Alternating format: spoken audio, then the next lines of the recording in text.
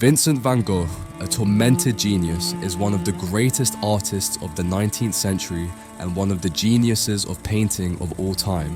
Today, his works are highly valued, and it is known that his style had a great influence on Fauvism and Expressionism of the 20th century. However, such recognition came posthumously. In life, the artist was unknown and was able to sell only one of his paintings. Vincent van Gogh had a depressing, sickly existence practically sunk in misery, a result of his need to help the less fortunate. His diet consisted of bread, coffee, and tobacco. He was also confined to an asylum. His iconic sunflowers and his Cartier made him a legendary figure. Today we will talk about the life and work of this important, tortured, and misunderstood Dutch artist who rarely felt happy.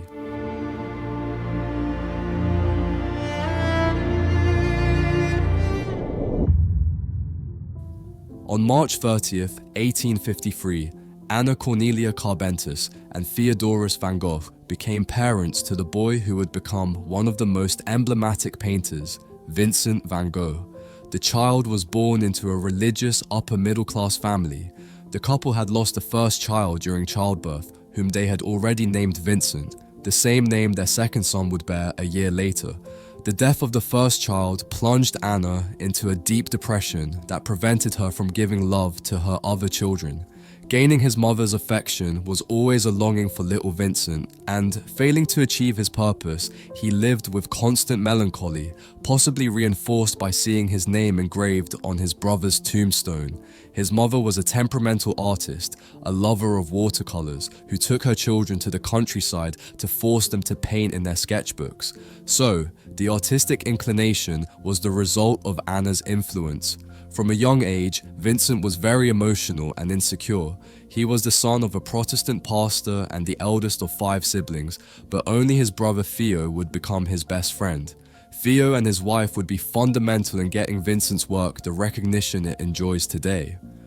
Little Vincent received a thorough education in a private boarding school, but the family's dire financial situation forced him to leave his studies at the age of 15.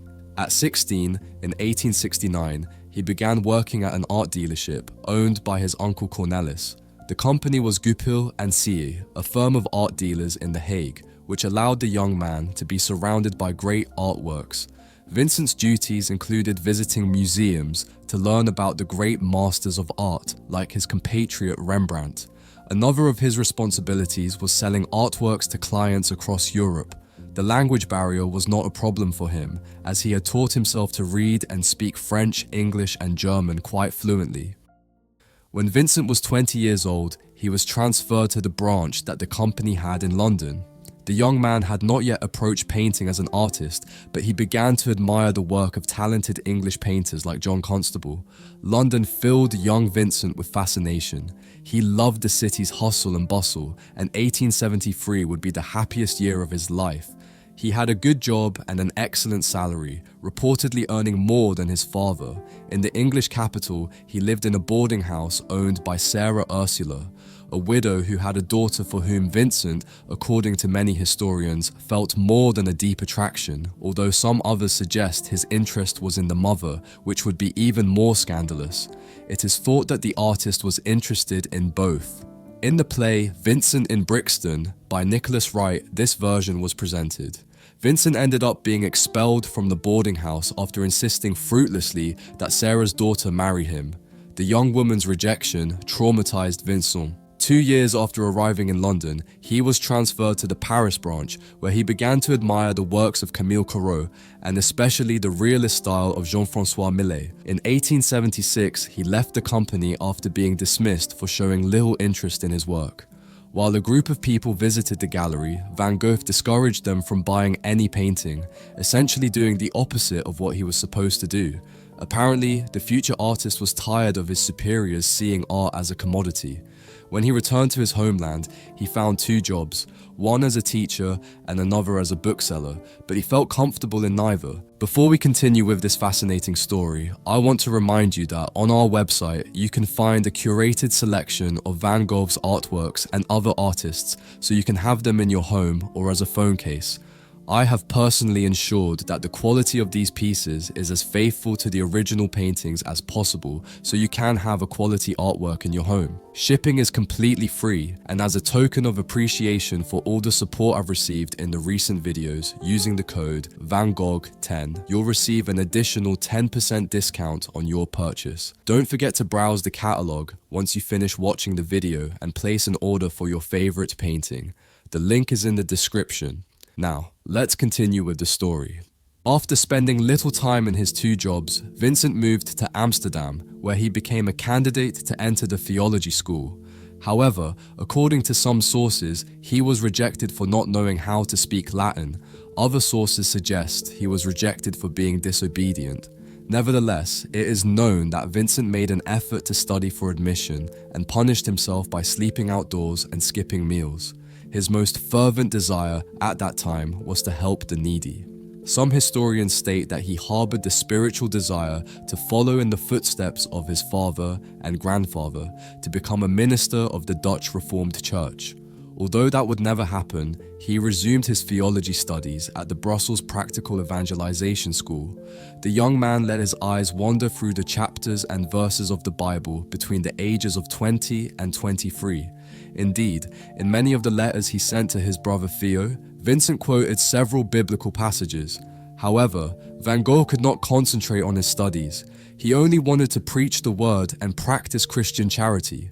So, he became a lay preacher and went to the mining region of Borinage. Vincent taught biblical precepts while visiting the sick. He told his brother Theo in an April 1879 letter that the place was somber and described the miners as emaciated, exhausted, and prematurely aged. Van Gogh donated everything of value he had, even his best clothes. His superiors did not agree with his serious take on Christian charity and did not look kindly on a preacher in rags, so they expelled him. Vincent came into direct contact with misery and had no occupation, but during this time, letters kept the interaction with his brother alive. Theo, 4 years younger than him, was then occupying the position his older brother had previously held at the Paris branch of the Goupil Gallery. The deep closeness between the brothers led Theo to convince him to dedicate himself to painting. Thus, in 1880, Vincent embraced what would become his greatest vocation. He moved to Brussels, where he met the painter Anton Mauve, with whom he formed a long-lasting friendship. During this period, he made his first copies of Millet's work, as Van Gogh admired the French artist's work. Vincent painted while experiencing impossible or stormy loves. The painter was rejected by his cousin Kivos Stricker, whom he fell in love with upon seeing her in 1881. The young woman ended up fleeing from the painter's harassment, causing a scandal in the family. Then, in 1882, he started a relationship with Sian Hornick, a prostitute with 2 children. While Vincent lived with her, she inspired him to paint several works. The relationship ended after Theo found out. In 1883, he moved to Nieuwenin and decided to reconnect with his family. In Nieuwenin, Vincent created new works, especially between 1884 and 1885. From the latter year, The Potato Eaters stands out, a work with a somber style. Vincent moved to Paris in 1886, marking a new style in his work. Paris, as the artistic capital of the old continent, reunited him with Theo and brought him closer to Impressionist and Post-Impressionist artists. Vincent van Gogh was an artist in whom various styles converged, although the most prominent was Post-Impressionism. The style of Dutch painting was part of his inspiration, but the work of other authors, including the realist style of Millet, helped him recreate with his own nuances. However, he had a particular fascination for woodblock prints of the Japanese style. Among his artworks, he made copies of works by artists like Hiroshige and Hokusai, although he infused them with his peculiar expressive and idiosyncratic style. The artist used pigments that age poorly, preventing us from knowing the real luminance of the paintings as they are chemically unstable, so those vibrant yellows may result from depigmentation caused by time.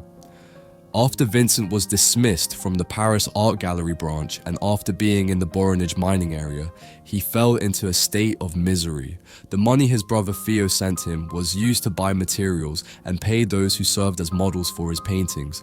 He barely ate, his diet consisting of bread with coffee, and he smoked tobacco and drank alcohol. On one occasion, at 33 years old, Vincent told his brother that he had only had 6 hot meals in a year. He also said that his teeth felt loose and painful. His situation worsened progressively. Although no source can accurately describe the mental condition Van Gogh went through, it is undeniable that he was not psychologically well. Since childhood, he felt a lack of maternal love, which kept him depressed. As an adult, depression continued to accompany him, but he also hallucinated and convulsed frequently. All this was a consequence of his decadent lifestyle. Given the symptoms associated with Vincent, several psychiatrists have tried to diagnose him. Many have pointed to schizophrenia, Geschwin syndrome, bipolar disorder, temporal lobe epilepsy, syphilis, among others. The incident involving Van Gogh's ear has generated uncertainty. There has been talk of cutting the ear, but it is likely it was only the earlobe. There is no single version of how the incident happened exactly. The most widely spread version is that in 1888, Van Gogh cut it himself at the Yellow House in Arles during a heated argument with his close friend Paul Gauguin, whom he supposedly threatened with a razor but ended up injuring himself. Afterward, Vincent handed the cut piece wrapped in a cloth to a prostitute in a nearby brothel. However, several historians have suggested the possibility that Gauguin, who was an accomplished fencer, injured Van Gogh with a sword. It is rumored that to avoid trouble with the police, both artists decided not to speak about what really happened. After the ear incident, the artist voluntarily admitted himself to the Saint-Paul-de-Moselle Hospital, a mental asylum located on the outskirts of Saint-Rémy in France. He seemed to have stayed there for a year, from April 1889 to May 1890. There, he was diagnosed with acute mania with generalized delirium. He spent endless hours observing the landscape through the windows and paid special attention to the olive trees and wheat fields, which he ended up capturing in many of his works. He was the only patient allowed to leave the building for the green areas and the only one with a studio to continue creating. He produced about 100 drawings and 150 paintings, all with a very personal interpretation of the surrounding area. Among these paintings is his most famous work, The Starry Night, where thick and swirling brushstrokes depict the different views he had of his surroundings at that time. Paradoxically, The Starry Night, considered by critics as his masterpiece, never fully met Vincent's expectations. Today, the painting is housed in the Museum of Modern Art in New York. Over 3 years, Vincent painted a total of 43 portraits, all amid a very tight financial situation in which he had to pay for models and had a very limited social circle. When he couldn't afford to pay a model, the artist opted for self-portraits, capturing himself with a disheveled appearance, particularly due to his weak jaw, missing teeth, neglected beard, and deeply sunken eyes. Van Gogh depicted himself with bandages after the ear episode. Occasionally, by his own idea, he exchanged self-portraits with Paul Gauguin and Émile Bernard. The lack of resources also made him focus on landscapes and flowers for many of his works. He created an average of one work every 36 hours. Vincent van Gogh only dedicated himself professionally to painting for 10 years, from 27 to 37, the age at which he died. Despite this, he was a prolific artist. Between sketches, drawings, and about 860 oil paintings, it is estimated that he produced 2,100 works, most of them during the last 2 years of his life. Vincent van Gogh's intelligence was unquestionable. Not only did he teach himself new languages, but he was also a prolific lover of literature. Proof of this is the hundreds of letters that have been recorded, more than 800 epistles, most written to his brother Theo. The first of these letters dates from August 1872, while the last is dated July 1890. With careful language, Vincent informed Theo of practically all the circumstances he experienced, his changes of residence, the painters he admired, the landscapes he depicted in his work, sometimes showing them with sketches. Through writing, Vincent reflected on his life and his creations. until the day of his death arrived. The event occurred a few months after leaving the mental hospital. Upon leaving, the painter moved to a village near Paris, Auvers-sur-Oise, to be close to his brother, but his mental deterioration was profound. Vincent shot himself in the chest on July 29, 1890. The wound became infected because the doctors couldn't remove the bullet, despite not causing any apparent damage. He suffered for about 30 hours, and his brother Theo stayed by his side until his last breath. However, there is a possibility that the shot was not self-inflicted. Some people have claimed that Van Gogh was injured by a local teenager who mocked him. During Vincent van Gogh's funeral, Theo allowed his brother's close circle of friends to take some of the artist's creations. Even the painter's therapist took as many works as he could. The family ended up donating a good portion of Vincent's works, but it was Theo's wife who collected much of the artistic material and committed to disseminating it. Only 11 years after Vincent van Gogh's death did his creations begin to be valued, largely due to the painter's sister-in-law. Thanks to this, the portrait of Dr. Guichet managed to be auctioned for $82.5 million. The sadness will last forever. These were the last and painful words that Vincent van Gogh said to his brother and best friend, Theo, on his deathbed. Vincent lived depressed, with a profound mental crisis that didn't allow him to start or maintain a healthy romantic relationship. He also couldn't stay focused on a job and didn't achieve success as an artist while he was alive. Only death and the effort of his brother Theo and his wife managed to make his work recognized. Today, the painting he himself despised, The Starry Night, is the most admired. Unfortunately, this is one of those cases where only death leads an artist to success and turns him into a legend. Today, he not only enjoys the admiration of art lovers, but also of filmmakers, writers, and musicians. And that's it for today's video. As always, thank you for making it to the end of this video, and I hope you found it interesting, and if so, don't forget to leave your like, as it means a lot to me.